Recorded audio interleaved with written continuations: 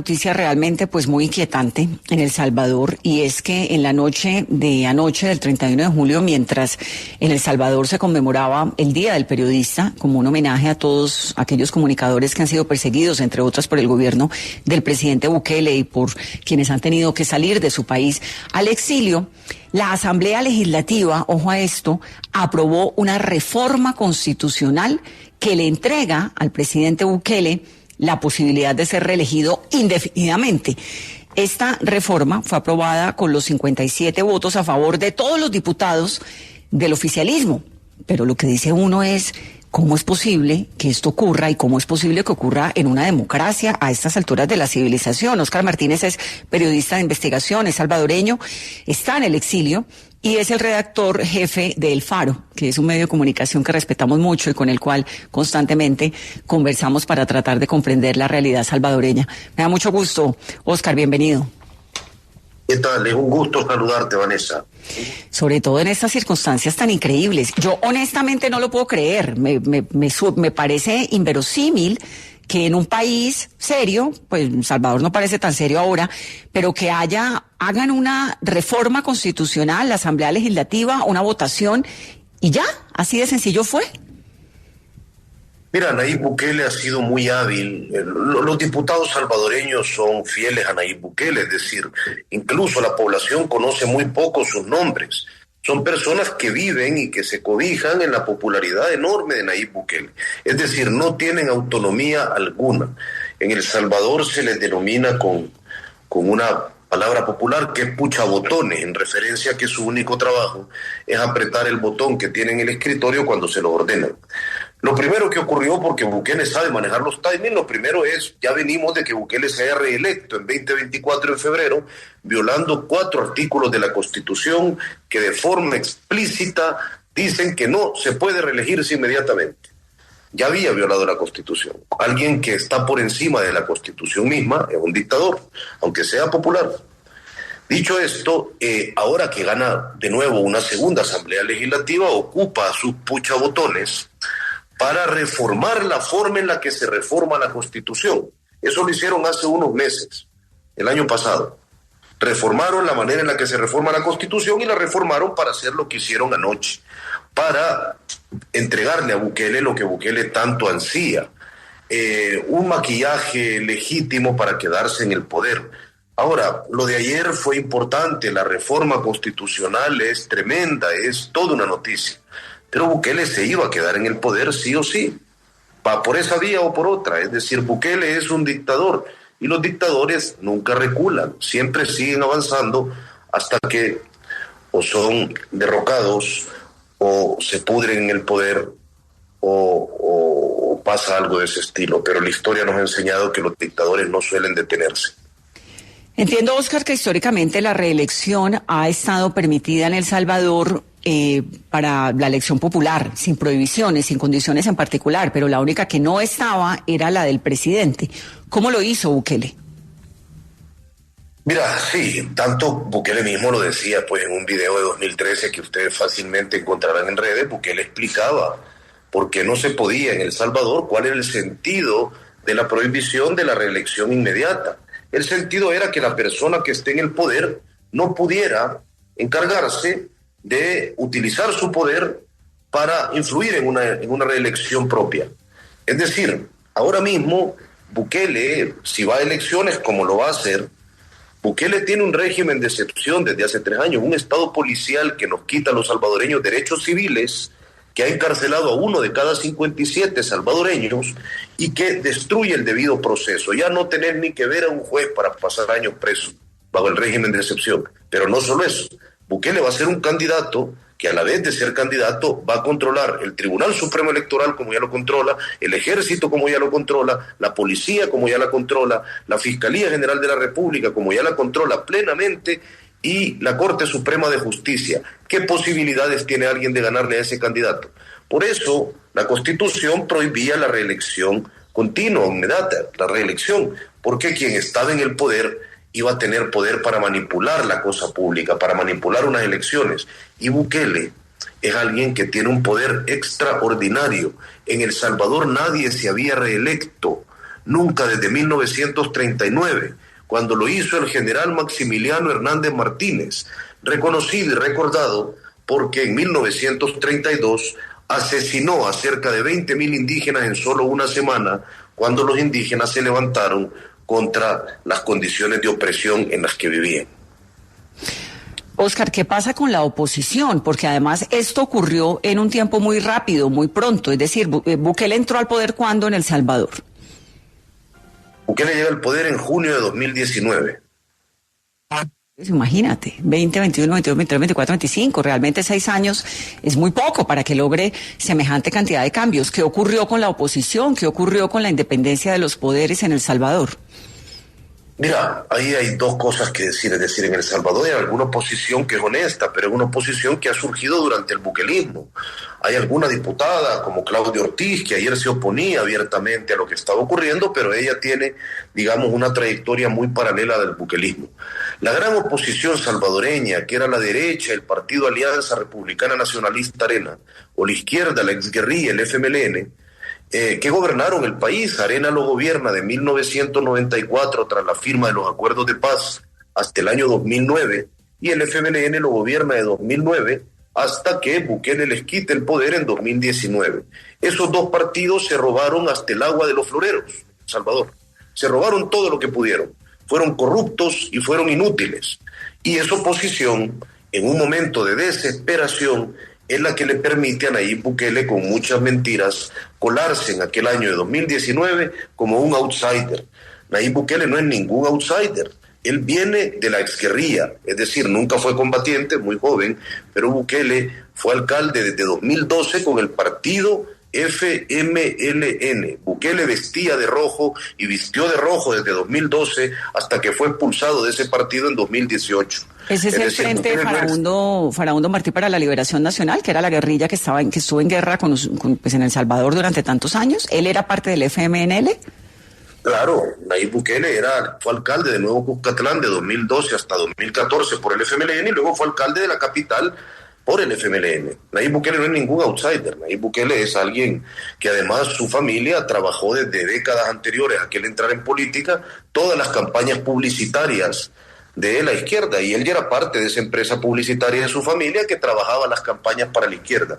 Bukele, ahora que se vende como un derechista radical, como alguien que incluso va al Heritage Foundation a dar conferencias y es amigo de Trump y de Milei, Bukele hace eso porque él no tiene ideología, lo que tiene es un proyecto mesiánico donde él esté en el centro, y la única condición para que ese proyecto se sostenga, como nos lo volvió a recordar anoche con la reforma constitucional que han hecho sus puchabotones, es que él esté en el centro y que él tenga todo el poder. Yo siempre lo repito cuando voy por Latinoamérica. En Colombia les encanta Bukele a mucha gente. Si fuera por los taxistas colombianos, Bukele lo gobernaría. En Chile también pasa, en República Dominicana, hasta en España. Está bien, si a ustedes les gusta Bukele, está bien, tienen derecho, solo que reconozcan algo. Si a ustedes les gusta Bukele, a ustedes no son demócratas, les gustan los dictadores, y reconózcanlo y díganlo. Si alguien me dice, a mí me gustan las formas de Bukele, reconozca, a mí no me gusta vivir en una democracia, porque la única condición de Bukele para hacer todos los que nos ha vendido como logros es denme todo el poder, sin ningún contrapeso, sin debido proceso y sin respeto a la Constitución. Si alguien quiere eso, pues bueno, buena suerte. Oscar, al parecer esto no fue un asunto que fue creciendo, una especie de bola de nieve que muchas veces se da con los dictadores que van tomando poder y ese poder les va exigiendo interiormente más control. Porque si uno recuerda, Bukele muy temprano, en el 2020, pues llevó los tanques al Congreso para presionar la aprobación de un crédito. O sea, desde que llegó, más o menos se sabía para dónde iba, ¿no? Sí, Bukele muy rápido demostró su vocación autoritaria, lo demostró desde muy pronto, desde que llega al poder en junio de 2019, y en 2020 se había tomado la Asamblea Legislativa, ya su pacto con las pandillas, que es con el que logró la reducción de homicidios antes de en marzo de 2022 decretar el régimen de excepción. Bukele pactó con las pandillas, tuvo un acuerdo, y de eso no solo lo hemos revelado nosotros en El Faro en varios artículos con documentos oficiales. Eso está en un juicio en Nueva York. contra 27 líderes pandilleros, donde la Fiscalía estadounidense menciona los pactos de Bukele con las pandillas. 2 de sus funcionarios están sancionados por el Departamento del Tesoro por haber liderado esas negociaciones. Es decir, quien no quiera comprender que Bukele negoció con las pandillas es porque no quiere comprender los hechos y las pruebas. Así de sencillo. Bukele siempre demostró su tendencia autoritaria. Lo que pasa es que hay que decirlo que es un hombre estratégico y logra diluir de alguna manera toda esa deriva autoritaria. Recordemos, vamos a comparar, al dictador Daniel Ortega en Nicaragua le tardó 11 años desde que regresa al poder en 2007 hasta 2018, cuando tras las revueltas populares empieza a asesinar nicaragüenses, a dispararles en la cabeza. Le tomó 11 años consolidar su dictadura.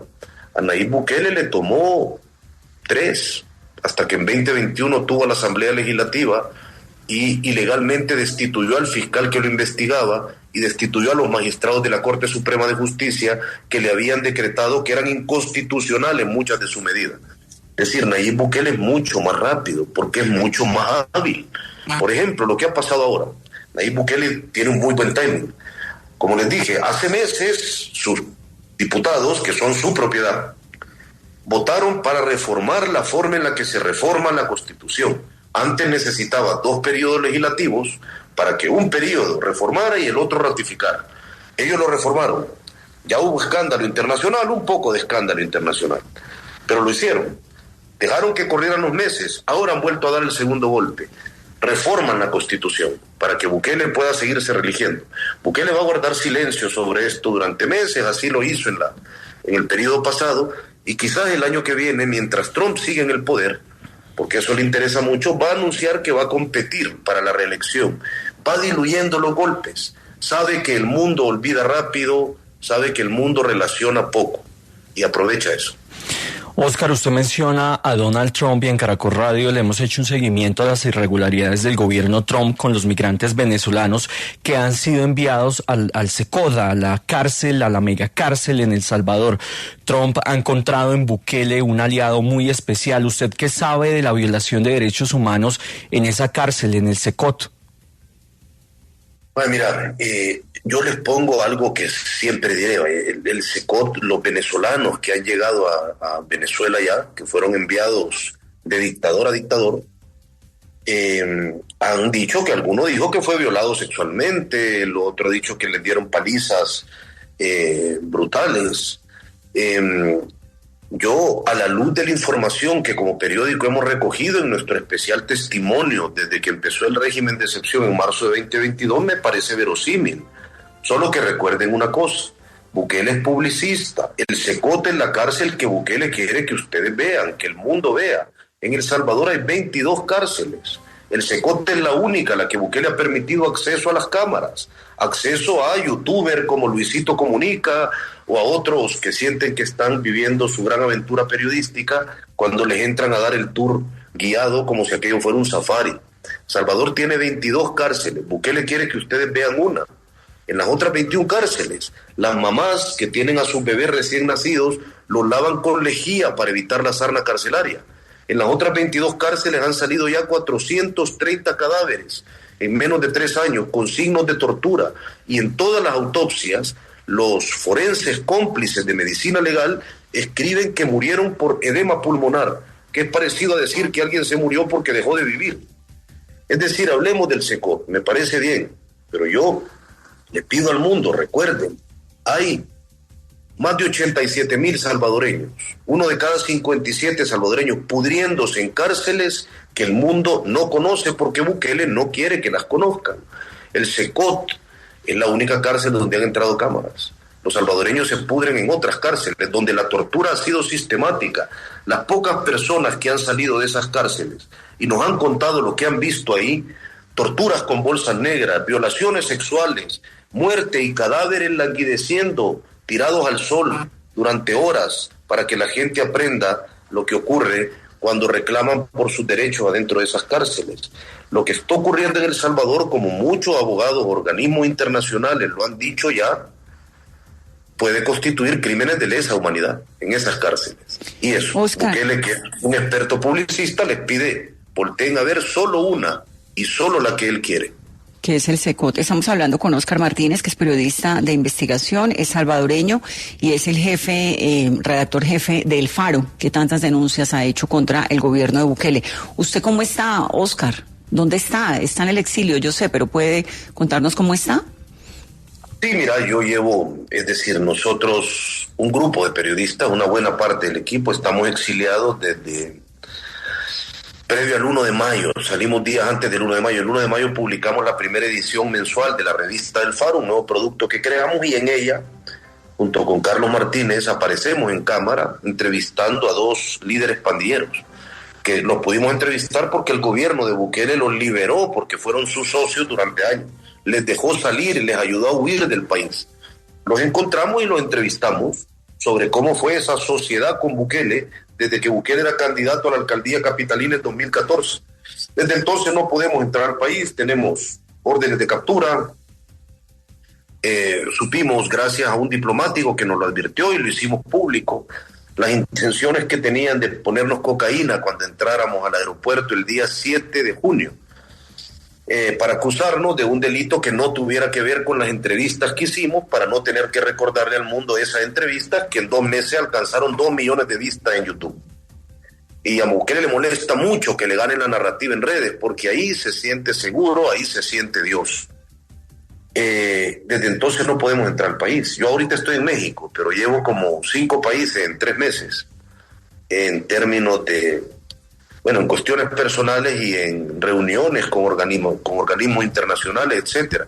Pero no solo nosotros, la Asociación de Periodistas del Salvador asegura que después de lo que ocurrió en mayo, después de que nosotros no entráramos, pero también de que capturaran a una de las más prominentes activistas anticorrupción, a Ruth López, que incluso fue de las 100 mujeres más prominentes según la BBC, que sigue en la cárcel bajo un juicio secreto.